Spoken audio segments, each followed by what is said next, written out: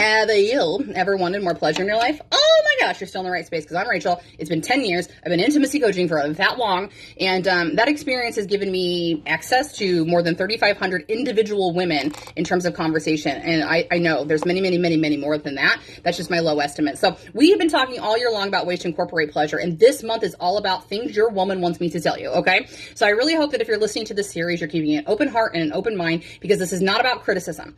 What this typically, in my experience, has become is that there's two camps of women. There's a group of women who say they've been telling you all along what they want and you're not giving it to them. And then there's the other side of the fence, which is the larger majority of people, which is, I was always told what society deems as man and woman relationship looks like. Therefore, my man knows how to take care of a woman and will fulfill my needs.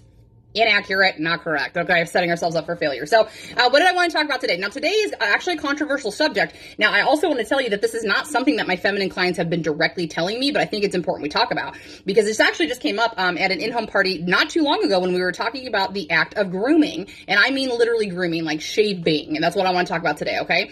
Now, I don't know if you know this, but this is such an important little thing that was planted for me around advertising and brainwashing and blah, blah, blah, blah. But razors for women were actually never really a thing. It was because men who had been shaving their face and other parts of their body, I assume, they didn't need razors as frequently, and the razor company needed to find another pitch. And so they started to market towards women about needing to shave their body as well. And you can go to the Google. This is very legit. Like, I mean, this is not a construct that we just decided and woke up one day that women should be hairless. It doesn't make any sense. Why would the body grow hair if we didn't need it for some reason?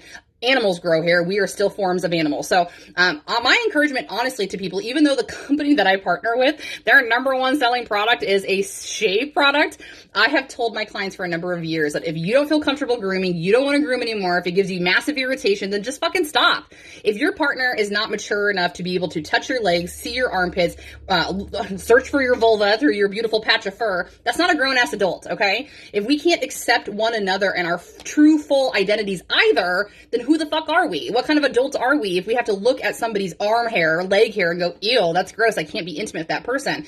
That's a deeper conversation that I really have for 3 minutes, okay? So I'm not saying you have to stop grooming. I'm not saying that you have to change your preferences. If you like smooth skin, great. But I would really beg of you to see, where did this originate from? What is the inspiration that you feel like this is necessary? And the reason I'm telling you this from your woman's perspective is because if you can imagine that she could feel authentically beautiful in her own body, if she could spend less time grooming or thinking about what other people are thinking about her, she could direct more time, energy, and desire to you, your relationship, to connecting, to sex. So just to help each other fall in love with one another unequivocally and unconditionally is really what I'm going for here. So I hope that was a powerful and helpful message. I got to go because it's 3 minutes. I'll see you tomorrow. Thanks for being here. I love your face. Goodbye.